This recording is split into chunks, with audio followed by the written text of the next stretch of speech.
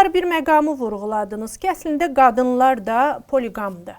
Amma belə deyək, əsrlər keçib və monoqam olublar. Bax, bunun əsas səbəbi nədir? Əslində mən bu barədə sizinlə danışmışam, bilirəm əsas səbəbi nədir, amma istəyirəm tamaşaçılarımız da bilsin ki, qadınları monoqam edən qüvvə, faktor nədir? Belə deyək, qadınlara monoqam olmaq əslində sərf edib tarix boyu.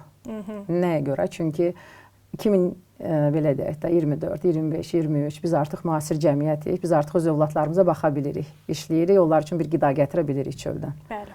Ona görə də partnyora ehtiyac yoxdur. Amma insanın böyük bir təkamül yoluna baxsaq, görəcəyik ki, qadın uşağının yanında olmalı idi.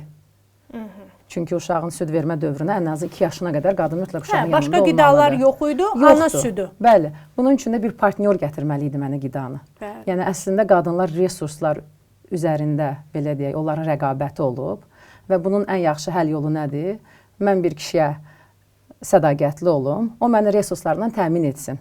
Bunun üçün nə etməliyəm? Təbii ki, kişi görməlidir ki, mən ona doğrudan da sədaqətliyəm və mən bunu durmadan nümayiş elətdirməliyəm. Çünki uşağın qadına məxsus olması bəlli bir görünür, çünki hamiləlik prosesindən keçir.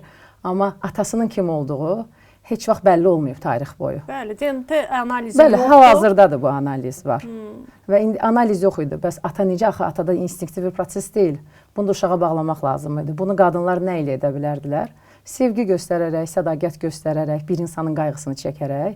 Ona görə də əslində monoqam münasibət qadının sağlamlığı üçün, burada həm psixoloji sağlamlıqdan gedir, həm reproduktiv sağlamlıqdan gedir, daha əlverişlidir. Ona görə də qadınlar oldu monoqam.